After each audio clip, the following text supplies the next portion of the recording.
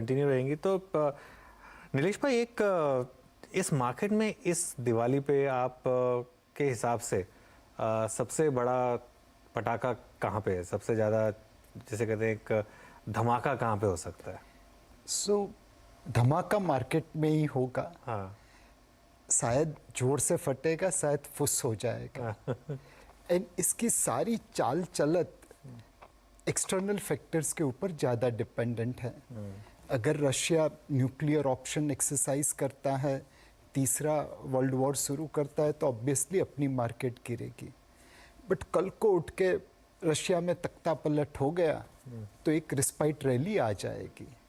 US Fed आज rocket से rate बढ़ा रहा है बिकॉज महंगाई का दर बहुत आगे है। बट आज नहीं तो कल वहाँ पे भी बैंक ऑफ इंग्लैंड की तरह जाते थे जापान, पहुँच गए चीन, समझ गए ना होगा। अगर उन्होंने रेट काटने चालू कर दिए ग्रोथ को सपोर्ट करने के लिए, तब ऑटोमेटिकली अपनी मार्केट में रैली आएगी। इस बार मार्केट में वॉलेटिलिटी रहेगी। इस दिवाली हर निवेशक को यह प्रण लेना होगा कि मार्केट की वॉलेटिलिटी से मैं विचलित नहीं होऊंगा। मैं मार्केट की वॉलेटिलिटी में अपने आप को बेनिफिट कैसे मिले उसके ऊपर फोकस करूंगा। गिरती हुई मार्केट में मैं खरीदारी करूंगा।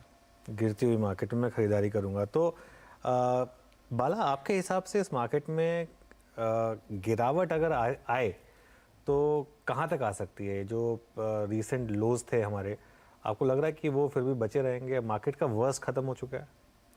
आई थिंक एक तो मार्केट इज ड्राइंग कंफर्ट, जो हिसाब से मार्केट जो चल रहा था, I think we see at every level resistance है। That something is which is of course reflecting. Second, आप मार्केट के लिए आप कोई भी इंडेक्स का जो कॉम्पोजिशन बना हुआ है, actually if you look at from the angle, there are one or two sectors in the market is a heavyweight in the index, such as like banking. So now seeing ना credit growth is coming. So उसका वजह से उनका जो पहले जो last 2-3 साल से जो सफरिंग था, that is now changing. Second is this festival season is going to be different from what you have seen the last 2 साल से, जो pandemic के बाद जो बिल्कुल सेल्स नहीं हो रहा था। I think ये साल pandemic related impact also come. I think if you look at जो मोहम जो बन रहा है वो भी इसमें देखते हैं, मेरे हिसाब से डाउन साइड रिस्क कम हो सकता है। फिर भी एज नीलेश मेंशन, अगर ग्लोबल मार्केट में कुछ भी सरप्राइज आ गया है इधर on the positive side and negative side, शायद थोड़ा स्विंग बढ़ सकता है, बट फिर भी डाउन साइड मेरे साथ प्रोटेक्ट करते रहेंगे, क्योंकि in every parameter look at it, the resilience of India, I think the strength of India, the strength of companies का अर्निंग्स जो है, कंपनीज का बैलेंस शीट जिस हिसाब से जो बना हुआ एक्चुअली, जो हिसाब से जो कंपनीज का जो निवेश करने के लिए जो कॉन्फिडेंस जो बढ़ रहे हैं, ये सब में मिलकर देखेंगे तो definitely the downside could be limited. As he mentioned, valuation के हिसाब से अपसाइड थोड़ा टेस्ट हो सकता है, therefore we have to look at it beyond 5 years। या ठीक है। अभी नीलेश भाई, मार्केट में प्रॉब्लम क्या आ गई है कि आपका व्यू है 5 साल का, हमारा दर्शक है वो हमको बोलता है कि 5 दिन में क्या होगा। तो वहाँ पे बैलेंस आउट करना थोड़ा टफ हो जाता है। इसके लिए मैं मतलब मुझे पता है कि ये सवाल थोड़ा सा फंड मैनेजर से पूछना थोड़ा अजीब लगता है कि ये जो साल के लो हैं वो बचेंगे या नहीं बचेंगे, क्योंकि फंड मैनेजर में आप अगले 5-6 साल 10 साल के हिसाब से सोच रहे हैं, वेल्थ क्रिएशन के हिसाब से सोच रहे हैं। लेकिन जो थोड़ा हमारा, हालांकि अभी थोड़े से दर्शक भी मैच्योर हो रहे हैं और काफ़ी उस हिसाब से मतलब दोनों में डिफरेंस समझ रहे हैं, ट्रेडिंग और वेल्थ कैसे क्रिएट किया जाए, ये दोनों का एक डिफरेंशियल समझ रहे हैं। तो एक चीज़ तो आपने बोल दी नीलेश भाई कि मार्केट में बने रहिए। सबसे बड़ा पटाखा तो वही है कि मार्केट ही खुद ही बड़ा पटाखा है। लेकिन सेक्टोरली क्या आपके लिए, मतलब जिसे कहते हैं चक्री बम या एक सुतली बम, क्या सबसे अच्छे लग रहे हैं आपको? Banking and financial services sector बहुत अच्छा लगता है। आज आप दर्शकगण में चेक करें तो मोटा मोटा उनकी डिपॉजिट या उनके लोन 5 बैंक के अंदर होगी ऑन एन इंक्रीमेंटल बेसिस। एक कंसोलिडेशन हो रहा है। दूसरा, बैंकिंग क्षेत्र की एनपीए 1 दशक में सबसे लोएस्ट लेवल के ऊपर है।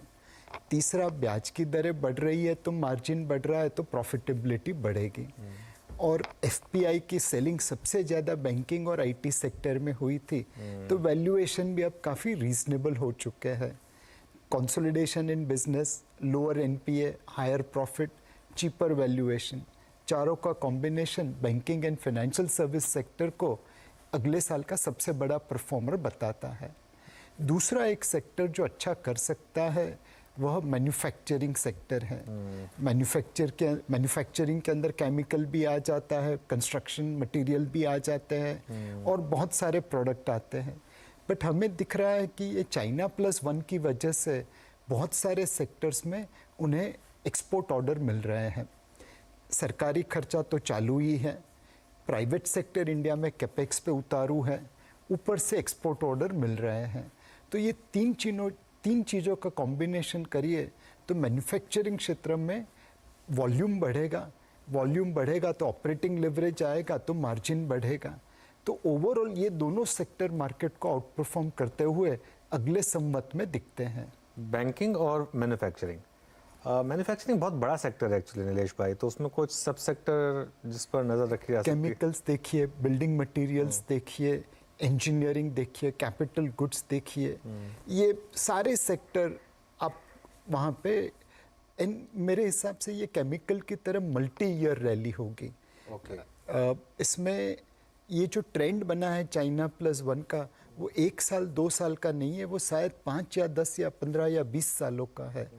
तो उसकी वजह से ये सारे क्षेत्र में जहाँ पे एक company exports market, government sector और प्राइवेट सेक्टर तीनों को सर्विस करती हो, उसमें निवेश करना चाहिए।